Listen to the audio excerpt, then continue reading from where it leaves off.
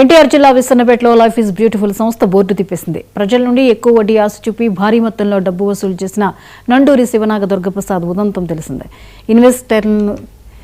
Investment పేరుతో 37 నుండి 40 కోట్ల వరకు వసూలు చేసినట్లు స్థానికులు అంటున్నారు.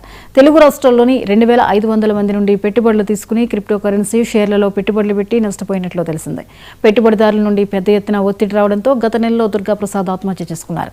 దాంతో ఇతర నిర్వాహకులు సిబ్బంది సంస్థను మూసివేశారు.